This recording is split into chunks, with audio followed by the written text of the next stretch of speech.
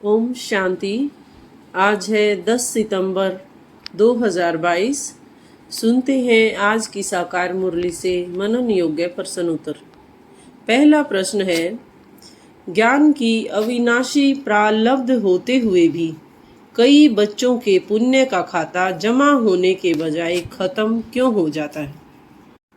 बाबा समझाते हैं कि संगम युग पर हम बच्चों को ज्ञान की सबसे बड़ी से बड़ी प्रारब्ध मिली है, परंतु यदि हर पल संगम युग याद रहे तो खुशी का पारा चढ़ा रहे, बाप टीचर याद रहे तो भी खुशी का पारा चढ़ा रहे। लेकिन सभी की ज्ञान मार्ग में कोई न कोई विघ्न अवश्य पड़ते हैं। किसी को बड़े पड़ते हैं, किसी को छोटे पड़ते हैं, लेकिन पड़ते जरूर हैं। उससे फिर कई जाकर फिर ऊपर से नीचे आ जाते हैं। किसी की अवस्था अच्छी होती है तो दिल पर चढ़ जाते हैं, लेकिन फिर नीचे गिरते हैं तो कमाई चट हो जाती है। जैसे दुनिया में कितना दान पुण्य करते हैं इसीलिए कि पुण्य आत्मा बने, लेकिन फिर भी अगर पुण्य करते करते पाप कर्म करने लग पड़े तो पाप आत्मा बन जाते हैं। तुम्हारा पुण्य है ही बाप को याद करने में। याद से ही तुम्हारी आत्मा पुण्य आत्मा बनती जाती है। तो अगर हम बाप को भूल जाएं, दूसरों का संग लग जाए तो बहुत पाप करने से जो कुछ पुण्य किया वह खत्म हो जाता है। समझो आज दान पुण्य करते हैं, सेंटर खोलते हैं, कल फिर बेमुख हो जाते हैं तो पहले से भी ज़्यादा गिर जाते हैं क्योंकि पाप करते हैं। तो वह खाता जमा के बदले खत्म हो जाता है। पहले बहुत अच्छी सर्विस की, लेकिन बाद में एकदम से गिर जाते हैं, या कोई ज्ञान मार्ग छोड़कर शादी वगैरह कर लेते हैं तो अवस्था और ही ज़्यादा खराब होती जाती है। सारे विकार ही हमारी कमाई को ख़त्म करने वाले होते हैं। यदि हम किसी भी विकार की चपेट में आएंगे तो अवस्था नीचे आती जाएगी। तो सारा मदार है ज्ञान और अज्ञान पर, अर्थात हमें हर पल बाबा की याद में रहकर अपनी एक रस अवस्था बनानी चाहिए, तभी हम प्रारब्ध या भाग्य को जमा कर सकेंगे। अगला प्रश्न है, हम सब की मंजिल कौन सी है? आत्मा जानती है कि एक ही हमारा बेहद का बाप है, तो बच्चे सभी यह बात समझ गए हैं। हमारी मंजिल ही है मुक्ति और जीवन मुक्ति की, तो मुक्ति के लिए याद की यात्रा जरूरी है। बाबा ने आज कर्मों की गति के बारे में क्या कहा? बाबा समझाते हैं कि भक्ति में हम सब ने जिसकी पूजा की है उसको कुछ भी जानते नहीं हैं, तो वह भक्ति किस काम की? न जानने के कारण जो कुछ करते हैं वह निष्फल हो जाता है। मनुष्य समझते हैं दान पुण्य करने से फल मिलता है, परंतु वह है अल्पकाल के लिए काग विष्ठा के समान सुख। सन्यासी भी कहते हैं यह दुनिया में जो सुख मिलता है वह काग में विष्ठा समान है, बाकी सब दुख ही दुख है। बाबा कहते हैं माम एकम याद करो तो तुम्हारे सब दुख दूर हो जाएंगे। तो हमें विचार करना चाहिए कि हम कितना याद करते हैं, जो पुराना खाता भी खत्म हो और नया जमा भी हो। कितना कोई जमा करते हैं, इसमें धन आदि की कोई भी बात नहीं है। यह है केवल याद की यात्रा। मूल बात है पवित्र बनने की। ऐसे भी मत समझो कि बाबा को लिख कर देने से कोई जन्म जन्मांतर का खाता खत्म हो जाएगा, क्योंकि पापों का बोझा जन्म जन्मांतर का है, वह सब नहीं कटते हैं। इस जन्म में जो हमने किए हैं उसकी हल्काई हो जाती है, बाकी तो बहुत ज़्यादा मेहनत करनी पड़े। जितना याद में रहेंगे उतना पापों का बोझा हल्का होता जाएगा। कोई बच्चे बहुत ज़्यादा मेहनत करते हैं, लाखों को रास्ता बताते हैं, 84 जन्म का चक्कर समझाते हैं। जन्मों के हिसाब को तुम जानते हो? विचार करो कि हमारा योग बल कितना है, तो हमारा जन्म कब होगा? सतयुग आदि में हो सकेगा? जो बहुत पुरुषार्थ करेंगे वही सतयुग आदि में जन्म ले सकेंगे। वह कोई छिपा थोड़े ही रहेगा। ऐसे मत समझो कि सभी कोई सतयुग में आएंगे। कोई तो पिछाड़ी में आकर थोड़ा बहुत ले लेते हैं। जो ज़्यादा कमाई करते हैं उनका जन्म सतयुग में जल्दी होता है। कम कमाई करते हैं तो देरी से आते हैं। इसीलिए बाप को बहुत ज़्यादा याद करना चाहिए, जो कि बहुत सहज भी है। जो अच्छी रीति याद करते रहेंगे उनको खुशी रहेगी कि हम जल्दी ही नई दुनिया में जाएंगे।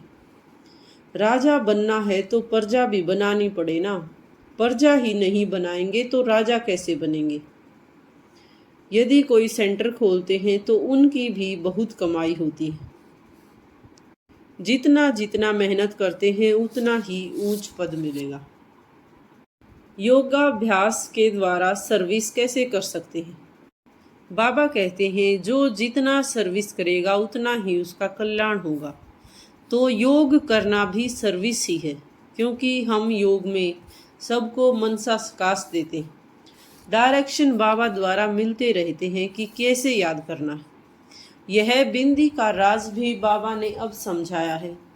अब आगे चल और भी सुनाते रहेंगे। दिन प्रतिदिन उन्नति होती रहेगी। पॉइंट्स नई नई निकलती रहती हैं। बहुत डिफ़िकल्ट भी नहीं है, सहज है। जो सर्विस में तत्पर है वह झट पॉइंट को पकड़ लेते, तथा जो सर्विस में नहीं रहते उनकी बुद्धि में कुछ भी नहीं बैठता। बिंदी बिंदी कहते रहते हैं, परंतु कैसे बिंदी को याद करें, कैसे बिंदी को देखें, है बहुत सहज बात। कोई बिंदी को सामने रखकर थोड़े ही याद करना है। यह तो समझने की बात है। आत्मा कितनी छोटी बिंदी है। आत्मा का नाम रूप देश काल कोई बता नहीं सकेगा। परमात्मा के लिए पूछते हैं, उनका नाम रूप देश काल क्या है। बेसमझ मनुष्य न आत्मा को जानते न परमात्मा को जानते। यहाँ पर भी हैं जो पूरी रीति से नहीं जानते हैं, सिर्फ बाबा बाबा कहते रहते हैं।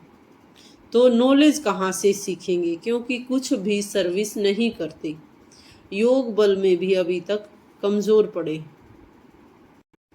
भक्ति व ज्ञान में क्या अंतर है? बाबा समझाते हैं कि तुम पवित्र थे, अभी अपवित्र बने हो। तुमने ही 84 जन्मों का चक्र लगाया है। इन बातों को मनुष्य समझ नहीं सकते। भक्ति बिल्कुल अलग है, ज्ञान बिल्कुल अलग है। दिन रात का फर्क है। तुम जानते हो, हम पुरुषार्थ से लक्ष्मी नारायण जैसा बनते हैं तो श्रीमत पर पूरा चलना पड़े, मर्यादा नियम कायदे में रहना पड़े। मेहनत तो है, बाकी यह बीमारी आदि तो चलती रहेगी। यह निशानी अथवा परीक्षाएं अंत तक दिखाई देंगी, फिर गुम हो जाती हैं, फिर कोई दुख नहीं रहेगा। बाप को कहते ही है, दुख हरता सुख करता।